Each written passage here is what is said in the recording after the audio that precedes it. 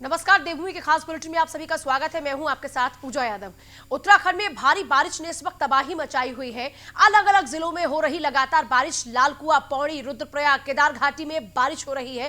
पौड़ी और लालकुआ में नदी नाले सब उफान पर हैं। यहां तक कि केदारनाथ यात्रा पड़ाव में फाटा में भूस्खलन हुआ है। लोगों के घरों और दुकानों में पानी घुस चुका है। फाटा के निकटवर्ती गांव जम्मू में पानी से तबाही का मंजर इस वक्त है। केदारनाथ हाईवे जगह जगह बंद हो चुका है।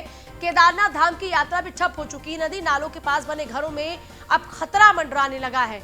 हालात ये हो चुके हैं, लगातार हमने आपको वो तस्वीरें भी दिखाई जब किस तरीके से जो पहाड़ था वो भरभरा कर नीचे गिर रहा था। यहां तक कि हालात हो चुके थे कि चंद सेकंड्स के अंदर अंदर पूरा का पूरा पहाड़ जमींदोज हो गया। फाटा के निकटवर्ती गांव जामू में पानी से इस वक्त तबाही का मंजर है। ये तस्वीरें आप देख रहे लगातार किस तरीके से लगातार हो रही बारिश ने तबाही का मंजर पैदा कर दिया है। पौड़ी और लालकुआ में नदी और नाले सब कुछ उफान पर है। लोगों के घरों तक पानी घुस चुका है। केदारनाथ यात्रा पड़ाव फाटा में भूस्खलन हो रहा है लगातार इस बरसात से, इस बारिश से। देखिए, पहाड़ों में इस वक्त जो लगातार बारिश हो रही है उससे दरकन पैदा हो रही है पहाड़ों में, और पहाड़ों में पैदा हो रही है दरकन भूस्खलन की वजह बन रही है। पहाड़ दरक रहा है, रास्ते बंद हैं, कई नेशनल हाईवेज पर लंबा लंबा जाम लगा हुआ है, और यही वजह है कि इस वक्त गाड़ियों की आवाजाही पर फिलहाल प्रतिबंध लगाई गई है ऐसे इलाकों में जहां पर पहले से ही अंदेशा है कि यहां भूस्खलन हो सकता है। क्योंकि आमतौर पर जब जब बारिश होती है पहाड़ों में इसी तरीके का भूस्खलन बड़ी मुश्किलें पैदा कर देता है वहां के आम लोगों के लिए, और जो लोग वहां पर पहुंचते हैं उनका भी बुरा हाल हो जाता है ऐसे माहौल में। फिलहाल पौड़ी और लालकुआ में नदी और नाले सब कुछ उफान पर है। पहाड़ में इस वक्त लगातार हो रही बरसात ने लोगों का जीना मुहाल कर दिया है। यह बारिश नहीं बल्कि अब आफत बन चुकी है। कहीं पर बादल फटकर लोगों के घरों को उजाड़ रहे हैं, तो कहीं पर इतनी तेजी से बादल फटने से पानी का बहाव आ रहा है कि लोगों के घरों तक पानी घुस रहा है और उनका पूरा का पूरा सामान तक घर का बर्बाद हो चुका है। अभी ये एक और तस्वीर हम आपको दिखा रहे हैं जहां पर झमाझम बारिश हो रही है और इतनी तेज बरसात हो रही है लगातार पहाड़ों में भी कि वहां पर इस वक्त हालात बेकाबू हो चुके हैं। उत्तराखंड में बारिश ने इस वक्त भारी तबाही मचाई है। पहाड़ में इस वक्त लगातार दरकन पैदा हो रही है और उसी दरकन से लगातार लैंडस्लाइडिंग हो रही है। हालात उत्तराखंड के ये हो चुके हैं कि अब चारों तरफ सिर्फ और सिर्फ पानी ही पानी है। केदारनाथ यात्रा पड़ाव फाटा में भूस्खलन हुआ। ये चार तस्वीरें हम आपको दिखा रहे हैं। लालकुआ, रुद्रप्रयाग, केदार घाटी, पौड़ी, ये चार तस्वीरें उत्तराखंड की इस वक्त जहां पर तबाही का मंजर आप बखूबी देख सकते हैं। रुद्रप्रयाग का नज़ारा आप देखिए किस तरीके से वहां पर इस वक्त हालात हैं। एक तरफ कोरोना की मार और दूसरी तरफ आपदाग्रस्त कई इलाके हो चुके हैं और तबाही का मंजर चारों तरफ देखने को मिल रहा है। उत्तराखंड की तस्वीर लगभग अब कुछ ऐसी ही है। कई जिलों में इस वक्त भारी बारिश का रेड अलर्ट भी है। केदारनाथ, बद्रीनाथ और यमुनोत्री हाईवे को फिलहाल बंद किया गया है। उत्तराखंड के कई जिलों में बुधवार को भी बहुत तेजी के साथ बारिश हुई और इसी को देखते मौसम विभाग ने पहले से ही रेड अलर्ट जारी किया था। अन्य जिलों में भी कुछ स्थानों पर भारी बारिश होने का अनुमान है।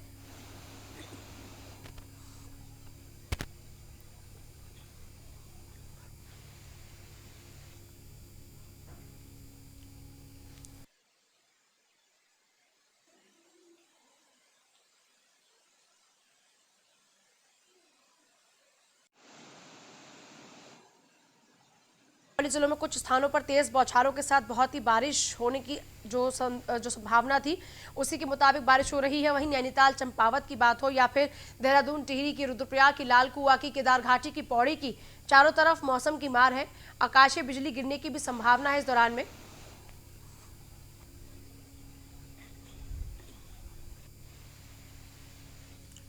देहरादून से फहीम तन्हा हमारे साथ में और मेरे सहयोगी संजय भी हमारे साथ जुड़े हुए हैं।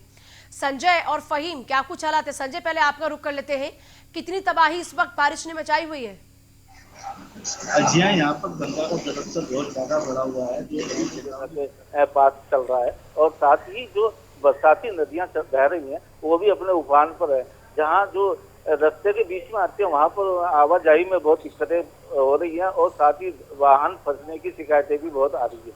और जो नाले हैं जो क्षेत्रों में हैं, जो गांव के एरिया में घूम रहे हैं से निकलते हैं, वो उन्होंने वहाँ पर खेतों की कटाई कर दी गई है और साथ ही जो लोगों के घर हैं उनको भी काट दिया गया है। फ़हीम, देहरादून से ही लगभग, चाहे ऋषिकेश की तरफ आगे बढ़ने की बात हो, तमाम जो भी फैसले लिए जा रहे हैं वो भी देहरादून से ही लिए जा रहे हैं। इस वक्त जो भारी आपदा उत्तराखंड में देखने को मिल रही है, उस लिहाज से क्या कुछ तैयारियां और स्थिति क्या कुछ बनी हुई है वहां पर अभी?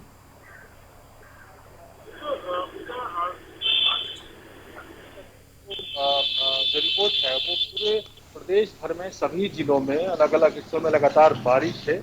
देर रात से ही बारिश होनी शुरू हो गई थी। कई जो मैदानी जिले हैं उनमें रुक रुक कर बारिश हो रही, लेकिन सुबह से लगातार सब जगह बारिश है। और जो आपदा प्रबंधन विभाग की रिपोर्ट है उसके हिसाब से दर्जन भर से ज्यादा हाईवेज की सड़कें ब्लॉक हैं और कई जगह पर जल भराव की स्थितियां हैं।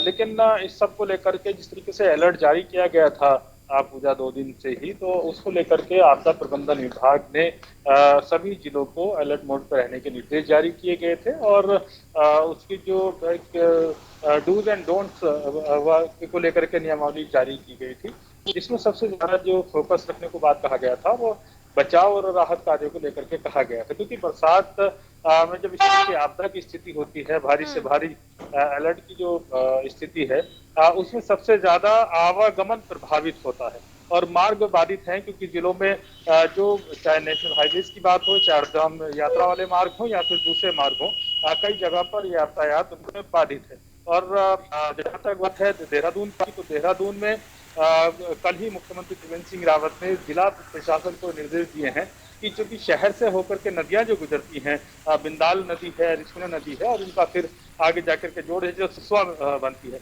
तो लिहाजा इन नदियों के जो किनारे पर जो बस्तियां हैं पूजा, उनमें सबसे ज्यादा खतरा उत्पन्न हो गया है। उनके नीचे से जो बहुत नजदीक के किनारे पर मकान बने हुए हैं, कॉलोनी बनी हुई है, बस्तियां हैं, तो उनमें खतरा पैदा हो गया है जल भराव के कारण। जैसे पिछले दिनों भी हमने देखा कि किनारे के इलाकों में बहुत सा पानी भर गया था, घरों तक में लोगों को पानी भरा है। तो लिहाजा उन इलाकों में अलर्ट रखने के निर्देश दिए गए हैं और चिन्हित करने के लिए कहा है सीएम ने कि जो अवैध रूप से हैं और उनमें जिंदगी का खतरा है, उनका भी दूसरों का भी, उनको चिन्हित किया जाए। तो उसके लिए भी एक रिपोर्ट तैयार हो रही है ताकि उनको शिफ्ट किया जा सके। बहरहाल अभी अलर्ट मोड पर हैं और अभी बड़ी कोई नुकसान की इस तरीके की दुर्घटना का अभी पिछले 24 घंटे में कोई रिपोर्टेड नहीं है कि कोई नुकसान हुआ। लेकिन एहतियात पूरी बरतने के लिए कहा गया है, क्योंकि इसमें भारी से भारी बारिश, वज्रपात होना, बादल का फटना, ये तमाम संभावनाएं मौसम विभाग ने व्यक्त की है। और 4 जिले तो रेड जोन में रेड अलर्ट घोषित किया गया है, पर्वतीय है, जिसमें पिथौरागढ़ भी शामिल है और दूसरे जिले भी शामिल है। तो लिहाजा उस लिहाज से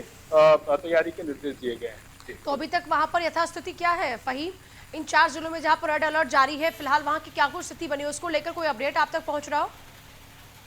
बिल्कुल लगातार बारिश हो रही है इन जिलों में। और बारिश को लेकर के अभी जो इस समय की ताजा रिपोर्ट है वो जिलाधिकारी पिथौरागढ़ इस समय बैठक कर रहे हैं और सारे हालात को लेकर के और जो बचाव राहत कार्य के जो इंतजामात है उनकी समीक्षा कर रहे हैं। इसके अलावा जो अल्मोड़ा है और इधर रुद्रप्रयाग और चमोली, इनके जिला प्रशासन भी अलर्ट मोड पर है और लगातार वो नजर रखे हुए जितने भी संवेदनशील जगह हैं, जैसे केदार घाटी का है, बद्रीनाथ धाम के मार्ग के रोड हैं, वहां पे भी चूंकि चार धाम यात्रा, चार धाम ऑल वेदर रोड के काम चल रहे हैं, तो लिहाजा उसको लेकर के जिला प्रशासन अपनी मुस्तैदी पे है और नजर रखे हुए हैं। अभी तक सब जगह बारिश हो रही है और कई जगह पर तेज और कई जगह पर हल्की, इतना जरूर है। जी संजय, ऋषिकेश में क्या कुछ हालात इस वक्त है? क्योंकि जितनी तेजी के साथ में बरसात हो रही है, ऐसे में गंगा का जो इस वक्त जलस्तर है उसमें भी बहुत उफान होगा। उस लिहाज से क्या कुछ यहाँ पर जो पर्यटक पहुंच रहे हैं उनको लेकर क्या कुछ खास हिदायतें दी जा रही हैं और उनको लेकर कुछ खास गाइडलाइंस भी हैं क्या? जी हाँ, यहाँ पर गंगा बहुत ज्यादा उफान पर है। आपको अगर मैं दिखाना चाहता हूँ कि आप देखिए, ये घाट है जो घाट तक जलमग्न हो गए हैं और इन जलमग्न घाटों को के पास तक पर्यटकों को जाने के लिए सख्त मना किया हुआ है कि यहाँ पर कोई भी स्नान ना करे या गंगा के किनारे ना जाए, जिससे कि कोई बहाव की चपेट में आने से डूबने की संभावनाएं बढ़ जाती है। और साथ ही जो गंगा तट के किनारे जो लोग बसे हुए हैं उनके लिए प्रशासन ने चेतावनी दे रखी है कि वो कभी भी उनको यहाँ से दूसरी जगह शिफ्ट किया जा सकता है कि अगर गंगा का जलस्तर लगातार बढ़ता है तो इससे उन लोगों को, घरों को खतरा हो सकता है, उनकी जान माल को खतरा हो सकता है। इसीलिए उनको भी हटाने के निर्देश यहाँ वो जिलाधिकारी द्वारा कहे गए हैं। तो संजय, ऐसी स्थिति में फिलहाल क्या कुछ जो इंतजाम है प्रशासनिक स्तर पर, स्थानीय प्रशासन की ओर से यहाँ क्या कुछ इंतजाम किए गए लोगों को राहत देने के लिए? यहाँ जो गंगा तट के किनारे जो लोग हैं उनके लिए उन्होंने धर्मशालाओं में व्यवस्था करी हुई है और उनके खाने की व्यवस्था भी वो लोग ही करेंगे अगर ऐसा कुछ होता है तो। क्योंकि उप जिलाधिकारी ने सख्त निर्देश रखे जो नदियों के किनारे जो लोग बसे हुए हैं उनको हटा के वहां से रैन बसेरों में या धर्मशालाओं में शिफ्ट किया जाए और उनकी पूरी समुचित व्यवस्था प्रशासन की द्वारा की जाएगी। अभी तक ऋषिकेश में ऐसी कोई तस्वीर जो परेशान करने वाली हो? जी हाँ, एक जो शहर के बीच में से एक चंद्रभागा नदी है जो अपने उफान पर जब आती है तो वो काफी कुछ नुकसान कर जाती है। ये एक दो बस्तियां उसके किनारे बसी हुई है, उनके जमीनों का जल कटाव जो वहां से कटाव करके उनकी झोपड़ियों को बहाने की पूरी उसमें है। जो इस टाइम बहाव है वो उनकी झोपड़ियां तक बहा सकता है। ऐसी स्थिति में प्रशासन ने उनको भी यहाँ से हटाने के निर्देश दिए हैं और अगर वहाँ जल स्तर बढ़ता है तो ऐसा संभव है कि वो बस्ती खतरे में आ सकती है और उनको वहाँ से शिफ्ट करने की कवायद शुरू की जाएगी। संजय, बहुत शुक्रिया आपका पूरी जानकारी के लिए। सुमित सैनी भी जुड़ गए हमारे साथ में हरिद्वार से। सुमित, हरिद्वार के क्या कुछ हालात इस वक्त है? बिल्कुल, सुबह से बारिश हो रही है। हरिद्वार में हर जगह पानी भी भर चुका है। बात करें अगर उस गंगा स्तर की, क्योंकि पहाड़ों पे लगातार बारिश के चलते गंगा का स्तर भी खतरे के निशान के पास पहुंच चुका है और लगभग बारिश जो पानी है, जल स्तर है, पूरी तरह से ऐसा हो चुका है क्योंकि उससे खतरा कहीं ना कहीं बढ़ता हुआ दिखाई दे रहा है। क्योंकि जो गंग नहर है ये भी मुरादनगर तक जाती है। इसके जद में यूपी के भी कुछ जिले आते हैं तो कहीं ना कहीं बाढ़ के खतरे बढ़ जाते हैं। इसी को चलते जिलाधिकारी के द्वारा तमाम जो आपदा प्रबंधन टीम है वो सभी अलर्ट मोड पे है और वो सुचारू रूप से सभी चौकियों को सूचित कर दिया गया है। जी, इस वक्त हालात क्या कुछ बने हुए हैं? भारी बारिश के चलते कितनी परेशानियां लोगों को हो रही है इस वक्त सुमित? बिल्कुल, भारी बारिश के चलते लोग घर से कम निकल पा रहे हैं और जो गली जो कुछ एरिया ऐसे हैं वो पूरी तरह से जलमग्न हो गए हैं। अगर बात करें हरिद्वार के जो ग्रामीण क्षेत्र है, ग्रामीण क्षेत्रों में लगातार जो बारिश चल रही है उसके चलते कुछ जो सड़कें हैं वो पूरी तरह से जलमग्न हो गई है। लोगों के घरों में पानी पहुंच चुका है। लोगों के साथ समस्या, बारिश के चलते लोगों के साथ समस्या लगातार बनी हुई है। और लक्सर क्षेत्र की बात करें तो लक्सर क्षेत्र के जो गाँव है, जो उनके खेत है, खेत पूरी तरह से जलमग्न हो चुके हैं। कई सौ बीघे की जो उनकी खेती थी वो पूरी जलमग्न हो चुके हैं। उनको भी भारी नुकसान का सामना करना पड़ रहा है और कहीं ना कहीं खतरा भी बना हुआ है लगातार, क्योंकि बाढ़ सकती है, बाढ़ जैसी हालत हो सकते हैं। क्योंकि जल स्तर जो अभी तक का जो जल स्तर जो नापा गया है बैराज पर, वो खतरे के निशान पर पहुंच चुका है। जी, अच्छा सुमित, इस वक्त अगर आप दिखा पाए क्या कुछ हालात हैं आपके लिए मुनासिब है तो जरूर दिखाइएगा कि इस वक्त क्या कुछ तस्वीर है हरिद्वार की, कितनी तेजी से बारिश हो रही है और किस तरह से जनजीवन अस्त व्यस्त है फिलहाल।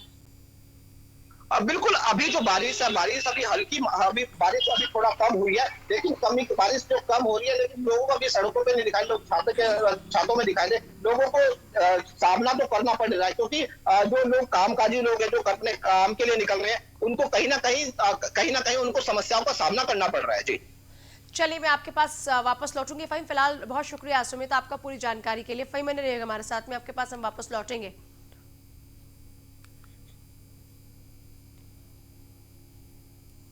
केदार घाटी में आफत की बारिश लगातार जारी है। बारिश जमकर कहर ढा रही है।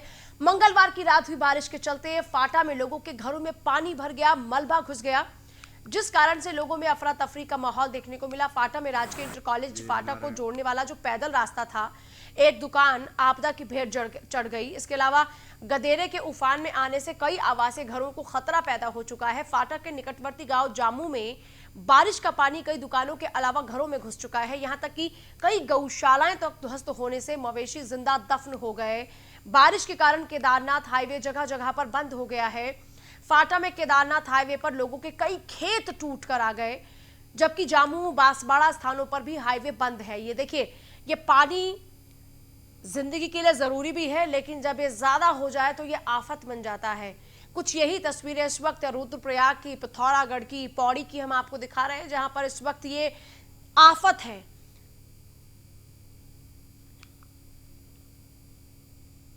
उत्तराखंड में बारिश के चलते कई सड़कें इस वक्त बंद हैं। NH58 चमोली में कोहेर, सोनला और पागल नाला बंद है।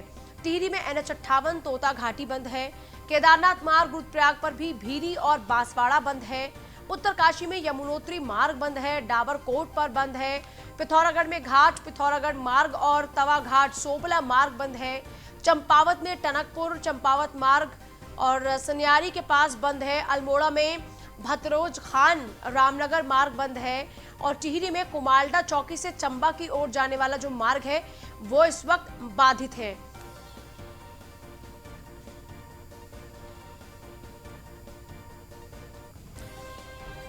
देखिए अल्मोड़ा में कौन सा मार्ग बंद है, टिहरी में कुमालडा चौकी से चंबा की ओर जाने वाला मार्ग इस वक्त बाधित है। उत्तराखंड में बारिश के चलते कई सड़कें बंद कर दी गई हैं। वहीं देखिए पिथौरागढ़ की अगर बात करें तो पिथौरागढ़ में कौन कौन से मार्ग बंद हैं, जो लोग जाने का सोच रहे हैं या फिर जो वहां पर है उनके लिए जरा ये जानकारी है। घाट पिथौरागढ़ मार्ग घाट से 50 मीटर आगे पिथौरागढ़ की तरफ थल मुंसियारी मार्ग, हरड़िया में अस्कोट बलुआ कोट मार्ग, लखनपुर गागरा में जौलजीबी मदकोट मार्ग चामी में भारी वाहनों के लिए बंद है। तवाघाट से पांगला मार्ग गस्कू और मलघट में मदकोट से मुंसियारी मार्ग भारी वाहनों के लिए इस वक्त बंद है। इसी तरीके से ओखला से अस्कोट मार्ग घिनौरा में बंद है और वहीं NH 107 केदारनाथ मार्ग रुद्रप्रयाग में सीतापुर रामपुर और मुनकटिया में इस वक्त बंद है। ये वो इलाके हैं, ये वो मार्ग है जो इस वक्त बंद किए गए हैं इसी बारिश के चलते। फहीम लगातार बने हुए हैं। फहीम, ये जो लगातार मार्ग बंद किए जा रहे हैं इसको लेकर लोगों को सूचित किया जा रहा है और जो लोग फंसे हुए हैं उनको वहां से निकालने के लिए क्या कुछ प्रयास जारी है, इसको लेकर क्या कुछ जानकारी है आपके पास? देखिए इसमें दो तरीके से लोग स्टैंडर्ड होते हैं यानी फंसे हुए होते हैं। एक तो वो जो जहाँ पे मार्ग बंद हुए हैं तो जो उस तरफ की आबादी है यानी कस्बा है फिर गांव है नजदीक में, वो कहीं जा नहीं सकते, लेकिन चूंकि वो अपने घर पे होते हैं अपने आवास पे होते हैं, लेकिन उनका दूसरी जगह जाना बाधित हो जाता है। एक बात तो ये। दूसरा ये कि उस मार्ग पर जो यातायात वाले लोग हैं जो सफर कर रहे होते हैं तात्कालिक रूप से, उस समय वो फंस जाते हैं। और अभी तक की जो सूचना है इन जगहों पे, चूंकि मलबा आया है, कई जगह पर मलबा है, ऊपर से पहाड़ी खिसक करके नीचे आई सड़क पर, तो उसको मलबे को हटाया जा रहा है। और कई जगहों पर ऐसा है कि जो सड़क है उसका एक हिस्सा जो नदी या खाई की तरफ होता है वो नीचे खिसक गया है, तो वहां पर भी आवागमन रोक दिया गया है, उसको भी ठीक करने की कोशिश की जा रही है। इन दोनों ही परिस्थितियों में ठीक, चूंकि जो सड़क नीचे बह जाती है या कट जाती है खाई में या नदी में, तो उसको बनाने में समय लगता है, लेकिन जो पहाड़ी की तरफ का हिस्सा होता है उसको वहां से मलबा हटा करके जो यातायात उस समय तात्कालिक रूप से रुका हुआ या फंसा हुआ होता है उसको निकालने की कोशिश की जा रही है। अभी आपदा प्रबंधन जो आपातकालीन जो कंट्रोल रूम है स्टेट का, उसको मिली सूचना के अनुसार मैं आपको दर्शकों को अपडेट कर रहा हूँ। उसमें मलबा हटाया जा रहा है। कई जगह की सूचना है कि जो धीरे धीरे करके लोगों को वहां से निकाला जा रहा है। और इसके अलावा जब सड़क,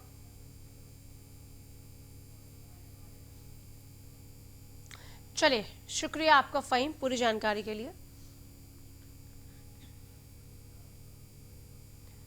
डोईवाला में विधानसभा के ग्राम कोटी में चक के सीरियो गांव में खुले एक होमस्टे से ग्रामीण क्षेत्र की फिजाओं पर बुरा असर पड़ने लगा है, जिसे लेकर गांव की महिलाओं और पूर्व सैनिकों ने ग्राम प्रधान और जनप्रतिनिधियों के नेतृत्व में प्रदर्शन किया। ग्रामीणों की मांग यह है कि कोरोना महामारी के बीच असामाजिक तत्व शहरों को छोड़कर गांव के सुंदर वातावरण को खराब करने का प्रयास कर रहे हैं।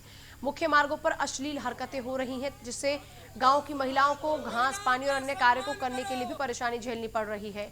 वहीं गांव में खोले एक होम स्टे में ग्रामीणों के मुताबिक लगातार संदिग्ध लोगों का आवागमन जारी रहता है, जिससे कि ग्रामीण क्षेत्र के सुंदर वातावरण के खराब होने का उनको डर लग रहा है, जिसको देखते हुए गांव की महिलाओं ने, ग्राम प्रधान और पूर्व सैनिकों ने आगे आकर इसे रोकने के लिए गांव के मुख्य मार्ग पर बैरिकेडिंग कर भारी तत्व का गांव में प्रवेश पूर्णतया बंद कर दिया है।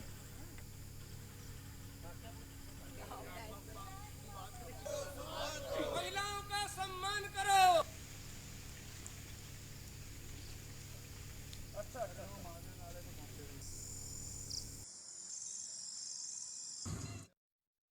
हमारे जो शासन प्रशासन ने जो इस महामारी में जो वो दिए हैं उपदेश, हम उनका पालन कर रहे हैं। भाई हम नहीं चाहते कि जो यहाँ पर बाहर के विरोधी तत्व, दूषित तत्व आए और माहौल को ख़राब करें। हमारी जैसे साफ सुथरी छवि यहाँ पर है, तो वो ये ना समझे कि जंगली हैं। तो हमें माननीय प्रधानमंत्री जी, माननीय मुख्यमंत्री जी से, आप लोगों से भी निवेदन है कि हमारी ये आवाज़ जो है ऊपर तक पहुँचे, तो हम इसके लिए अपने प्राण देने को भी तैयार हैं। हमारे जो देखिए, ये गांव है जहां पर एक होम स्टे शुरू हुआ है। यहाँ के लोगों को आपत्ति है इस होम स्टे पर। वो ये कहते हैं कि इन लोगों के आने से, जो होम स्टे में लोग यहाँ पर ठहरते हैं, उनकी वजह से ये जो यहाँ का खूबसूरत वातावरण है वो दूषित होता है। ऐसे में इन बाहरी तत्वों पर अंकुश लगाने के लिए इन लोगों ने अपना विरोध किया और विरोध स्वरूप इन लोगों ने बैरिकेडिंग कर यहाँ पर जो वाहन है उनका आवागमन रोक दिया। खबर हरिद्वार से है, जहां पर अवैध वसूली का एक वीडियो लगातार वायरल हो रहा है। बहादुराबाद स्वास्थ्य केंद्र में अवैध वसूली कोरोना टेस्ट और फिटनेस टेस्ट के नाम पर हो रही है। फैक्ट्रियों में काम करने आ रहे मजदूरों से ये वसूली की जा रही है। कोरोना टेस्ट के नाम पर उनसे हजारों रुपए लिए जा रहे हैं। 14 दिन का क्वारंटीन सर्टिफिकेट सिर्फ 10 मिनट में होता है तैयार। हरिद्वार के बहादुराबाद स्वास्थ्य केंद्र का ये पूरा मामला है, जहां पर कितना भद्दा मजाक चल रहा है इस कोरोना काल में इन गरीबों के साथ में, इसकी ये बानगी है। 14 दिन का क्वारंटीन सर्टिफिकेट सिर्फ 10 मिनट में तैयार। यानी आप क्वारंटीन हुए नहीं है, लेकिन आपको फिर भी क्वारंटीन का सर्टिफिकेट बनाकर दे दिया जाएगा। अवैध वसूली का वीडियो वायरल ये हो रहा है। बहादुराबाद स्वास्थ्य केंद्र में ये अवैध वसूली का वीडियो है जो कि लगातार वायरल हो रहा है। और इस वक्त कोविड-19 काल में क्वारंटीन के नाम पर कैसे मजदूरों से पैसे वसूले जा रहे हैं, ये उसका जीता जागता आप ये कह लीजिए कि ये उदाहरण भी है और साथ ही साथ सबूत भी। 14 दिन का क्वारंटीन सर्टिफिकेट 10 मिनट में तैयार हो रहा है। लोगों से अवैध वसूली की जा रही है। और नैनीताल में लोग लगातार पुल बनाने की मांग कर रहे हैं, लेकिन अब मजबूर ग्रामीणों को जल्दी से निजात मिलने जा रही है। आपको बता दें कि नैनीताल विधानसभा में 5 पुल बनाए जाने हैं। इन पुलों को बनाने के लिए भूमि टेंडर प्रक्रिया पूरी होने के साथ ही अधिग्रहण का काम भी शुरू हो रहा है। पुलों के निर्माण के लिए वर्ल्ड बैंक से 60 करोड़ की धनराशि अवमुक्त होगी और 6 महीने के भीतर ये पुलों का काम शुरू हो जाएगा।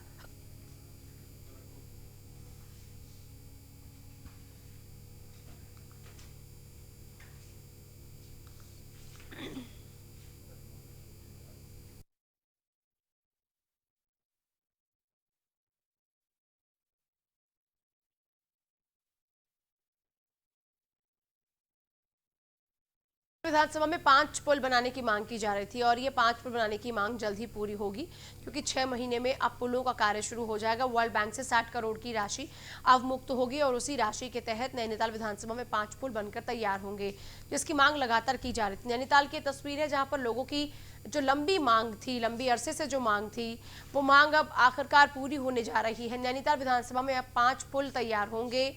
इन 5 पुलों के जरिए लोगों को राहत पहुंचेगी और वर्ल्ड बैंक से 60 करोड़ रुपए की धनराशि इन पुलों के लिए अवमुक्त होगी। 6 महीनों में पुल बनने का कार्य शुरू हो जाएगा। इससे पहले की प्रक्रियाएं पूरी हो चुकी हैं।